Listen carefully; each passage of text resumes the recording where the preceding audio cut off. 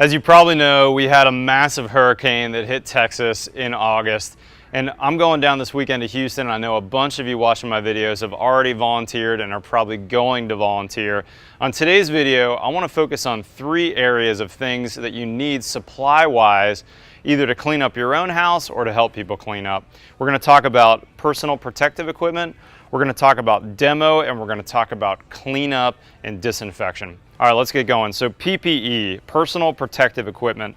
The most important or most vital thing we need to protect as we're getting into these houses to work on it, and this is vital to me because I'm taking my 7- and 9-year-old with me to help demo this weekend. We want to protect our lungs. At a minimum, you want an N95 mask like this. Ideally, especially if you're working in an older house where you're not sure if there might be some lead-based paint, you want a P100 respirator. Vital to protect our lungs. Remember, if we're getting into houses that have mold spores in there or other things like that, we might experience some allergic type symptoms, and so we want to protect our lungs from that getting into us. The next thing we want to do is, if the house is still wet, wear some rubber boots, or at a minimum some work boots, because there's going to be a lot of nails around. We're going to protect our hands with a good pair of gloves as we're working. We also potentially want some knee pads. Make sure that we're protected from when we're kneeling down and working, especially in that lower flood zone. Almost everything's going to be in the bottom 1 or 2 or 3 feet of the house. Also, the power and the gas is going to be off when we're working, or it should be, because we want to make sure we're safe.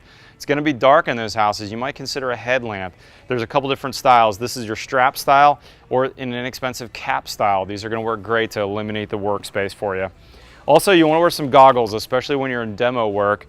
And later on, as we start talking about the chemicals, you want a pair of safety goggles that's kind of the full face version to make sure nothing's going to get into our eyes. And also, you might consider a pair of gloves like this, especially as you're working with chemicals. Okay, next let's talk about demo. There's only a few tools you need. You don't want, in fact, big power tools. You want to stay away from the Sawzall. You can get a lot of damage. You can cut wires by accident. Sawzall is not a great tool to use. You also probably don't need your circular saw. Circular saws are going to whip up a lot of dust that we don't want to use. Mostly when we're cutting drywall out, you're either going to use a standard utility knife, or you might consider an inexpensive knife like this. This one from Milwaukee is going to run about 15 bucks, but I like the long blade because now we can really cut that insulation where it's dry and pull out the bottom part that's been wet, but leave the upper insulation in place so we don't have a problem later. You also probably want a small pry bar like these. These are great for pulling trim off. You can pull the trim off your doors but leave the jambs in place, and a small pry bar like this is going to work well.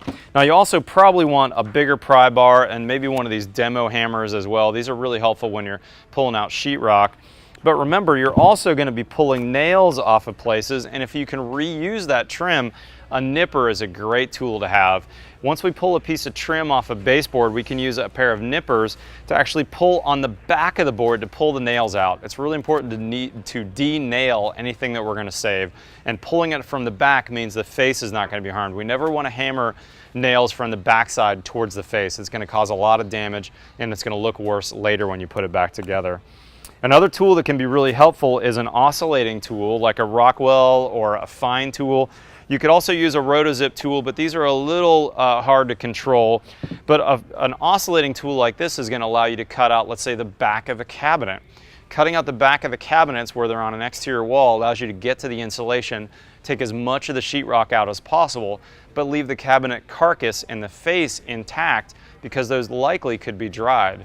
Now, if you have cabinets that are made of MDF or, an IKEA style cabinet, maybe that's all particle board, you're probably going to have to demo those. Those are going to swell and blow up. They're not going to survive a flood and dry very well. The other thing to know about cabinets is island cabinets, or maybe a built-in entertainment center where you don't have insulation, they may still have trapped water under them. Obviously, open all the cabinet doors, but you've got a toe kick under there, and that toe kick may be full of water. A good way to salvage that cabinet but also dry it out is to drill a series of holes. And an auger bit or a spade bit like this chucked with your cordless drill is a great way to go. We want to drill a series of holes as close to the ground as possible so that we can get some good airflow in there later. That's it on the tools. There's really not much, but a toolkit like this is going to allow you to do a lot of work for the people of Houston or Port A.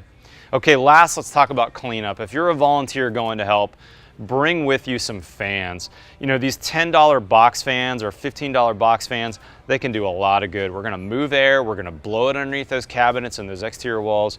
We wanna try and get things dried out as quickly as possible, but it's probably gonna be likely several weeks of drying before people are gonna put their houses back together.